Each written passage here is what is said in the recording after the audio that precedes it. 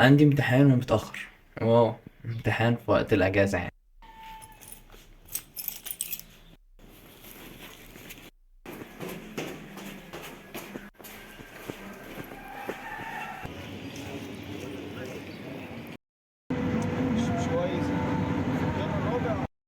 وصل لي الامتحان متأخر. فاضل لنا يجي حوالي 3 دقايق والامتحان يبدأ يعني. ده متأخر بالنسبة لنا يعني. ممكن ما تدخلنيش أساسا. يا رب المايك يبقى شغال. صورت هنا قبل كده بس كان الصوت وحش فما نزلتش الفيديو يعني. بس فالحمد لله واحد حل الامتحان اتأجل أساسا من ساعة عشان الطلاب كده، وكان في زحمه وفي مشكله في الطريق يعني، فاجلوا الامتحان لمده ساعه. طبعا وانا هاجي اقول لك اصل انت مسجل ليه مواد في الاجازه وكده، بخفف من المواد اللي عليا سنه رابعه عشان بما اني شغال فمش حابب يبقى عليا مواد كتير وكده، فقلت انزل مادتين في السمر، خفف من المواد اللي انا المفروض اخدها في سنه رابعه عشان مع الشغل تبقى الدنيا بسيطه يعني. الكليه حلوه في الاجازه، بيبقى فاضيه مفيهاش حد، يبقى في شويه اكتيفيتي بس كده، زي المكتبه شغاله زي المعمل والكلام ده، فالحاجات دي كلها كويسه وحلوه يعني. خلصنا امتحاننا المفروض نروح بقى.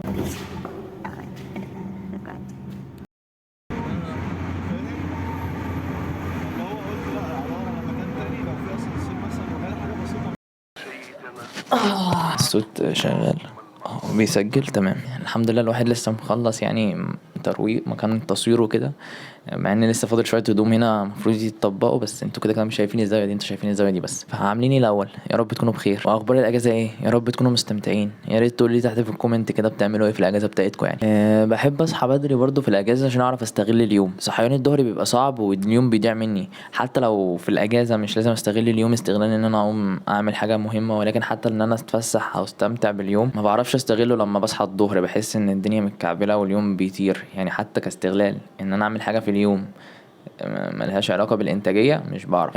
عشان كده برضه حتى في الأجازة بحاول أواظب على موضوع الصحيان بدري ده عشان أعرف حتى أعمل أي حاجة في اليوم. إن فترة الأجازة دي أو وقت الأجازة دي من أكتر الحاجات اللي لازم تكون بتستغلها صح، سواء بقى استغلال إن أنت تحسن من نفسك أو تطور من نفسك، وكمان برضه تستمتع بالأجازة، تخرج تتفسح تنزل تطلع تقضي أيامك عادي يعني، دي أجازة. عشان لما ترجع لعجلة الدراسة والمذاكرة والصحيان بدري والكلام ده يكون لسه عندك مخزون طاقة من أيام الأجازة. وانا عارف ان غالبا بتبقى في ناس شغاله ومشغوله في موضوع الشغل ده، ان برضه هي اجازه مش قاعده في البيت شغاله يعني، او حتى لو بتطور نفسك بس زياده عن اللزوم ومش بتاخد اجازه، فده غلط. فسواء كنت شغال او بتطور نفسك لازم تعمل لنفسك وقت او يوم تخرج وبتنزل وبتتفسح، اخد اجازه وبس. وسواء بقى اي حاجه انت كنت سايبها او راكنها، مثلا زي فيلم مأجله، بودكاست مأجل ان انت تسمعه، خروجه مأخرها، كل ده تبتدي تعمله، تخلي على الاقل ما فيه يوم اجازه انت بتفصل فيه عن اي حاجه انت بتعملها، سواء شغل او سواء بتطور نفسك.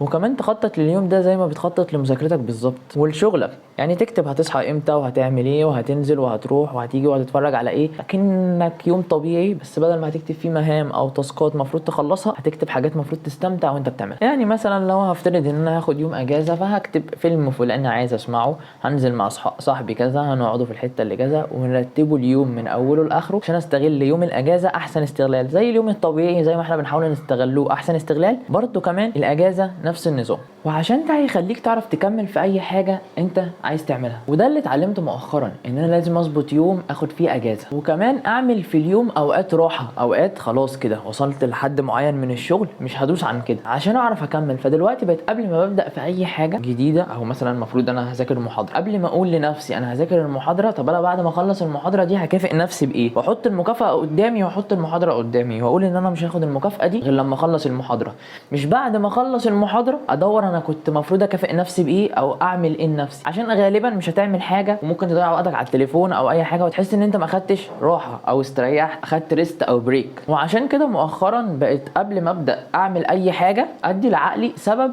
يخليه يعمل الحاجه دي. زي ايه؟ زي ما قايل لك المثال اللي فات، قبل ما باخد اي محاضره طب انا هخلص المحاضره دي وهكافئ نفسي بايه. والوقت واليوم الاجازه ده، على الرغم ان في ناس هتحس ان هو مضيعه للوقت او ملهوش لازمه، بالعكس على الرغم ان هو اللي بيشحنك بجد وبيخلي عندك طاقه ان انت تكمل تعمل اي حاجه. زي التليفون كده، انت بتقعد تستخدمه فتره وبعد كده بيفصل عشان محتاج ان هو يتشحن. فاحنا كمان نفس العقليه ونفس الحاجه، لو ما اخدتش يوم راحه وبريك بجد هتيجي عليك وقت وتحس ان انت بيرن اوت ومش قادر تعمل اي حاجه. وانا الفتره الاخيره كنت حاسس بالاحساس ده، عشان كده كان بقالي فتره كتير ما نزلتش فيديوهات، على الرغم ان انا بصور الفيديوهات عشان في منها فلوجات وحاجات، ولكن ما بتتمنتج ولا بتترفع عشان ما باخدش الوقت الراحه اللازم ان هو يخليني ارجع اكمل. عشان بجد يا صديقي وصدقني لازم تفصل عشان تقدر تكمل. وبس كده، دول الكلمتين اللي كنت عايز اقولهم، ويعني ده فلوج النهارده. سلام.